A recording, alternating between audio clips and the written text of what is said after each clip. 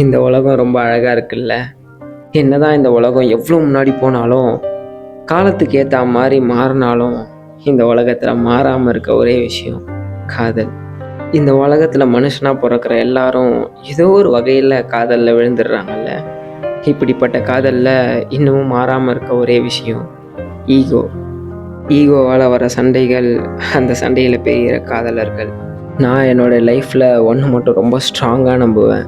என்னென்னா, நீ உண்மையாக மனசார ஒரு விஷயத்த நினச்சி இந்த யூனிவர்ஸ் கிட்ட கேட்டனா, இந்த யூனிவர்ஸ் கண்டிப்பாக உன்கிட்ட அதை எடுத்துகிட்டு வந்து சேர்க்கும்.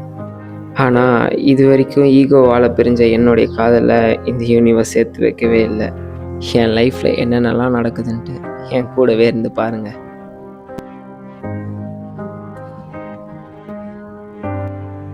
தோ இது தாங்கண்ணா, நீங்கள் இப்போ கேட்டுட்ருக்க இந்த குரல் என்னுடைய மனசாட்சின்னு வச்சுக்கோங்க.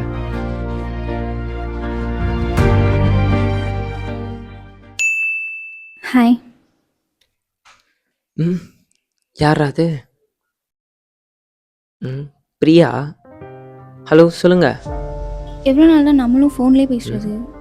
உனக்கு என்ன பார்க்கணுன்னு தோணவே இல்லையா? தோணுது தான். சரி, அப்போ நீ நாளைக்கு ஃப்ரீனா நம்ம மீட் பண்ணலாமா? பண்ணலாமே.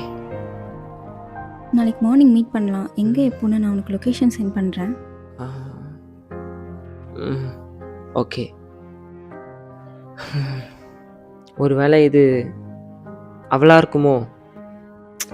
இருக்காது. சப்போஸ் அவளாக இருந்துட்டா என்ன பண்ணுறது? எதுவாக இருந்தாலும் நாளைக்கு பார்த்துக்கலாம். முதல்ல இந்த முடியை கட் பண்ணணும். என்னடா அவ இவன் பேசுகிறாளேன்னு பார்க்குறீங்களா? ஒன்றும் இல்லைங்க. என்னோடய எக்ஸ் கேர்ள் ஃப்ரெண்டோட பேரும் பிரியா.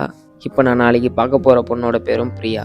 இப்போ தாங்க இந்த பொண்ணை நான் முதல் தடவை மீட் பண்ண போகிறேன். அதனால தான் அவளாக இருக்குமோன்னு யோசிக்கிறேன். வேறு ஒன்றும் இல்லை.